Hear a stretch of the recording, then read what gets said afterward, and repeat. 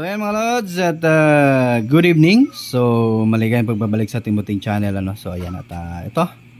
Meron naman akong panibagong i-share sa inyo. So meron tayong concert dito na amplifier EB303 USB/BT. So stereo mic mixing amplifier. So yan, galing na to sa ibang tech at nasa loob na lang siguro yung ano. So yan. Ito yung share ko sa inyo. So pinapa-recondition to ng may-ari daw ano. So hindi kaya nung kaibigan nating tech.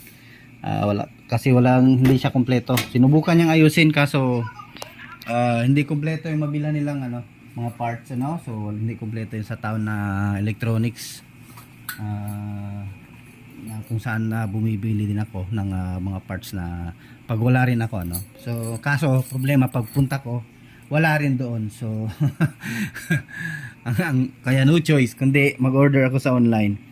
So ayan mga lods, tanggalin ko muna itong ano na to, screw. Meron pa isang natira, nahiya pa, nagtira pa ng isa.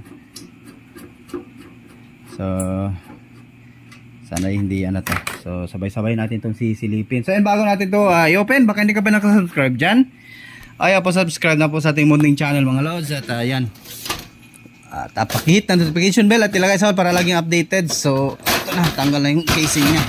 So ayun na. At ayun, sinubukan niya nga pala itong i-repair.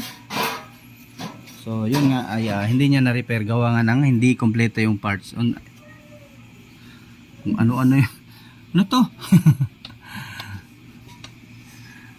Pati battery meron, bata siguro. So ito, bloated yung capacitor. So need na talaga ng recondition. So kalawang na yung mga resistor. So yan o. Need na ng alaga natin to. So dito din, ganun din sa input. So kulang na ng pagmamahal to. So ito, ang liit talaga na transformer. So pwede naman sana i-upgrade kaso pinapa-recondition lang ni customer ano. So hindi naman siya nagsabi na i-upgrade, basta i-recondition lang daw ulit. So siguro baka maliit lang yung speaker ni customer ano. So ayan, ay tatanggalin muna natin itong mga boards ano. So mga board. So ayan, nagkandalito-lito na tayo. So ayan, at yung mga ano ko dyan, yung mga bago kong subscriber, maraming thank you. So yung mga nagtatanong, so nire-replyan naman natin. Kahit ano pa yung itatanong nyo, basta kaya ko lang sagutin ay masasagot natin. So ayan, ito, continue lang tayo. So ayan mga lods, ito natanggalan natin yung mga ano, relay at capacitor. So lalabahan natin to. Ayan. At medyo marami-rami tayong ano na, mukhang total recondition to. So ayan, mga kinalawang na. So yan yung mga potentiometer nya, papalitan natin yan lahat. So ayan, mga sunog na mga resistor. So ayan, sa bias nya ubos din. So sa input nya din.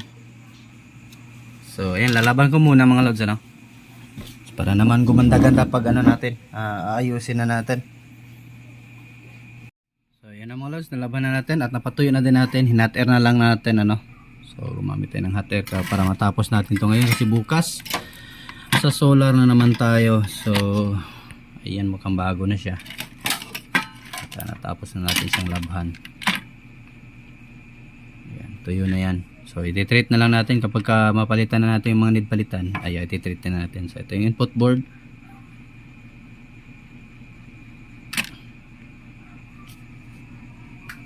So ito, sisimulan na natin itong bubunutan. So ayan, baka umabot ka sa ating video na itong mga lods ano. Sa haba nating video ay baka nagustuhan yung content natin. So huwag kalimutang i-like. Ayan, at continue lang tayo.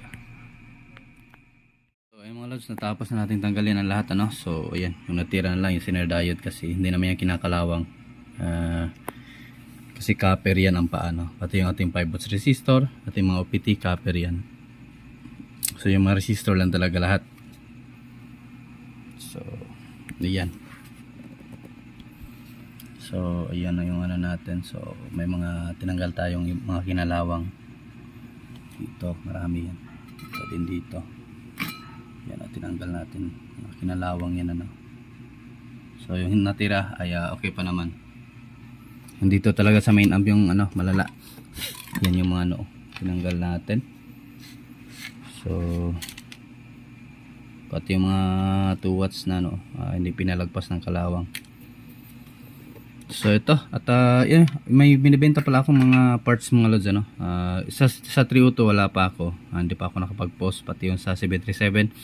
So meron ako na-post doon sa EB502 at saka sa 735 kasi yun naman yung mga mabilis kalawangin ng mga amplifier. And then yung sa EB502 medyo ano lang pricey yung sa ating 735 kasi ang daming ano, ang daming parts, ang daming driver. Pati yung sa ating EB502 5024 ng Sakura ano. Gawa nga nung 600 plus ata yung 5024 ko mga lods. Kasi ang dami, pati yung sa input resistor kasi yung dito kasama. So halos lahat. So hindi na kayo mahihirapan maghanap mga lods ano, ng pyesa pa unti-unti pa isa-isa. Order ka dito sa kabila, order ka dun sa kabila. So yun kapag dun sa store ko, isang ano na lang yung isang orderan na lang yung pyesa ng yung amplifier. So ganito yung minimin ko sa ano, recondition. So yun yung tinawag na recondition parts. So yung iba kasi inaakala nila buong board ang ipapadala. So hindi po, yung recondition parts lang po. Nakalagay naman po dun sa description na parts only, pati dun sa picture. So yung iba kasi order lang direkta. Tapos nung nalaman nila na parts lang, so biglang cancel. So yung sa 502 natin nasa 400 plus lang ata yung mga loads ano. Yung sa concert natin. So yung ito sa 302 hindi pa ako nakapost. So ganito lang po yung mga loads kung bibili kayo dun sa store, kung hindi nyo naman alam ilagay or ano man. So pwede nyo naman yung dalhin sa technician, ibigay, sabi nyo pa-recondition for labor na lang. Labor cost na lang. So hindi na kayo na-hassle, hindi rin na-hassle yung technician. So hindi na siya bibili. So bigay mo lang lahat ng parts. So siya na lang magtatanim. So ganun lang mga lods no. So ayan. Ito tataniman na natin to nang matapos na to. So yan lang yung minimin ko sa ating recondition parts doon sa ating shop. Ito magpo-post ako. Abang-abang na lang. Yung may mga 302 dyan. So ayan, yung iba naman capacitor, yung iba kasi capacitor, hindi ko na sinali yung mga capacitor kasi minsan lang naman kalawangin yung mga capacitor. Pero na lang katulad nito na talagang ano talaga. Yung iba hindi pa naman kinalawang, so lilinisan lang natin yan. So balik na lang natin. So tinanggal ko lang para malinisan yung board ng maayos. So ayan, tataniman ko muna to ng resistor. Yung ibang jumper tinanggal din natin kasi kinalawang na no. Eto.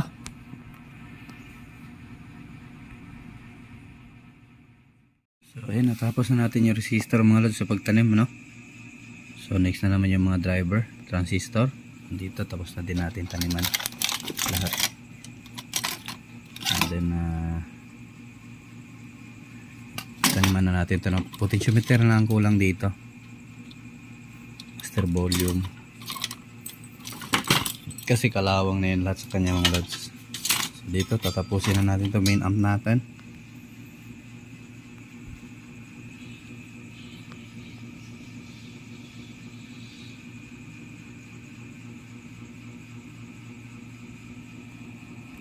Good morning, so update tayo at ito na, natapos na nating taniman lahat ano. So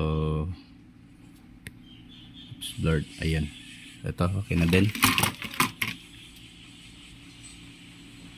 So salpak na natin to, so lilinisan muna natin yung casing ni sir, so para maganda naman tignan ano.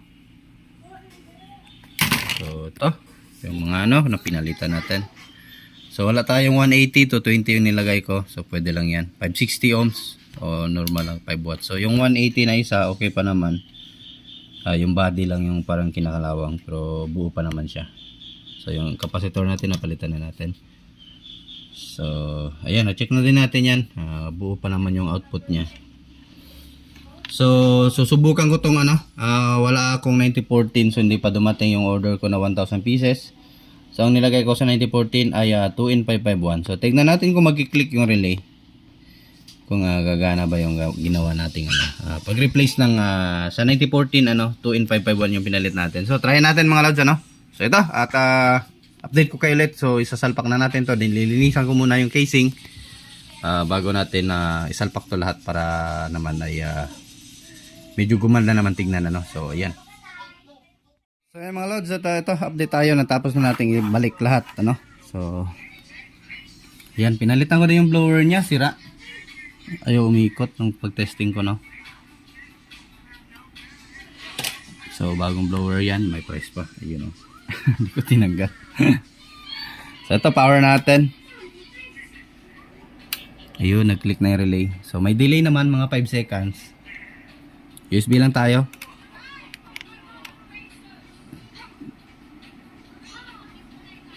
So yun.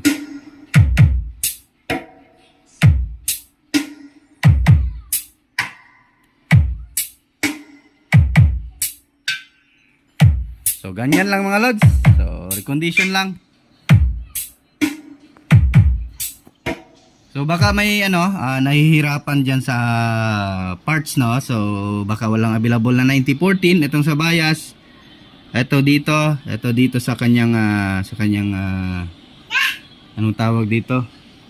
Yung sa kanyang protection sa kanyang DC offset ata. Hindi pala, sorry. Sa kanya basta dito yung connection sa papuntang relay, nakalimutan ko, nawala sa utak ko. So itong dito. So 9014 po yan siya no, yung naka-mark sa board niya. So ayan, 9014. Pero pwede nyo lang po yan, pinalit ko po dyan na 2.551 lang ano. Pati itong dito sa heatsink. So lalagyan ko pa to ng thermal mamaya. So ipa-finalize lang natin ito mamaya. So tali ko na din yung mga wire niya, malinis na tignan. So ayan.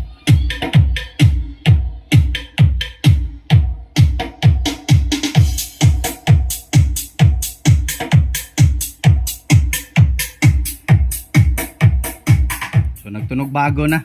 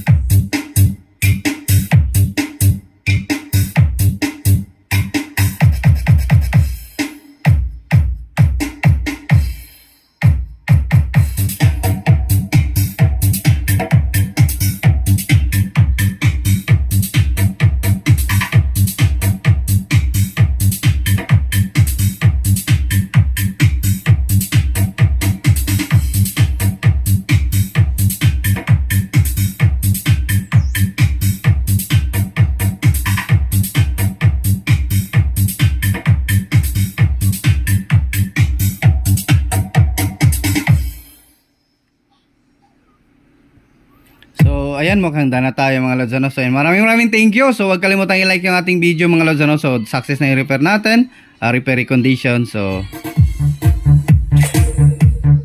yung gustong magpa-shoutout dyan at comment lang sa baba ano. So yung unang upload ko hindi ako nakapag-edit no. So ano ba yan?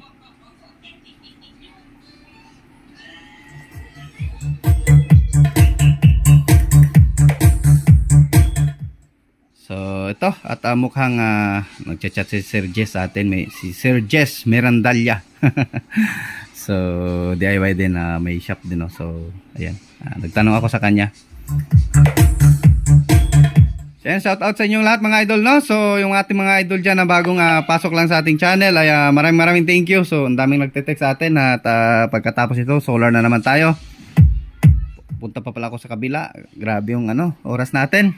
Punta pa ako sa kabila para sa net metering. So mag-wiring na doon para sa abang para sa net metering. So pagkatapos doon ay dito na naman tayo doon na naman ako sa sa isang site. So yung pina-install sa atin. So Ano lang ako, installer lang ako mga lods, labor lang tayo, no? So sila, yung may-ari ng bahay lang, kumbaga, meron tayong financer, so chat pa rin si sir. Mamaya na sir. So tapusin ko lang tong video natin. So yan, maraming thank you mga lods, ano? So mukhang purado si sir. So share natin yon at may nag-request sa ating isang subscriber. So share idea lang tayo sa solar, so hindi na ako hindi ko lang talaga asin i-share hindi ko lang talaga asin i-share lahat. Kung gusto niyo naman magpaturo ay private na lang po tayo, no? So ayan.